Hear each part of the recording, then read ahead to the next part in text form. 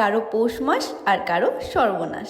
যাই হোক, পৌষ মাসের শীত পড়ার আগে আমার জামাইকে আমি বরিশালের কোন কোন জায়গায় ঘুরতে নিয়ে গেলাম তা থাকবে এই ব্লগে। ফাইনালি রাসেলকে আমাদের বরিশালের ফেমাস জায়গা যেটা হচ্ছে ব্লেস পার্কে নিয়ে আসছি মালাই চা খাওয়াইতে। এখানে চাটা তো জানেনি, অনেক যারা বরিশালের আছে তারা ভালো করেই জানেন এখানে চাটা খুব মজার।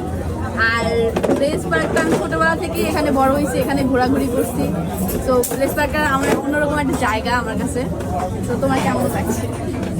আমার কাছে যেটা মনে হয় যে মানে এই যে প্লেস পার্ক যেটা, এখানে তো পার্কের রাইড টাইড নাই, বাট এটার যে ইমোশনাল যে অ্যাটাচমেন্ট, ঐশীর যে কথাতে যেটা বুঝতেছি বা ওর এক্সপ্রেশনে যেটা বুঝতেছি যে এটা হচ্ছে একটা ইমোশনাল প্লেস বরিশালের মানুষদের জন্য, যেখানে তারা এসে একটা সুন্দর কোয়ালিটি টাইম স্পেন্ড করে, যারা বন্ধুরা এসে আড্ডা দেয়।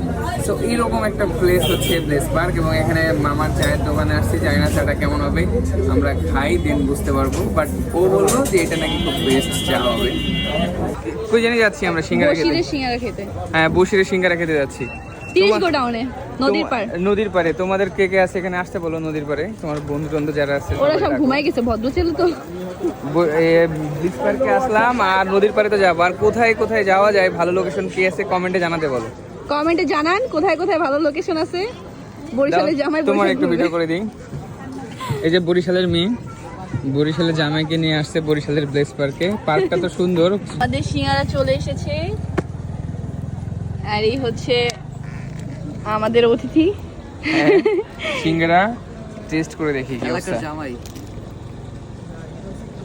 মানে এর আগে সব খাবার মুখে নিয়ে তো ওয়া ওয়া বলে, তো অনেকে ভাবতে পারে এটা ফেক, বাট এটা সত্যি টেস্ট। একটু স্পাইসি যদিও, স্পাইসি। আর একটু শেষ করার পরে বুঝতে পারবো আসলে মানে সত্য কোনটা। হ্যাঁ, শেষ করার পরে রিভিউ নিব। আচ্ছা আচ্ছা, আমরা শেষ করে দেন রিভিউ দিচ্ছি, ঠিক আছে? ওকে।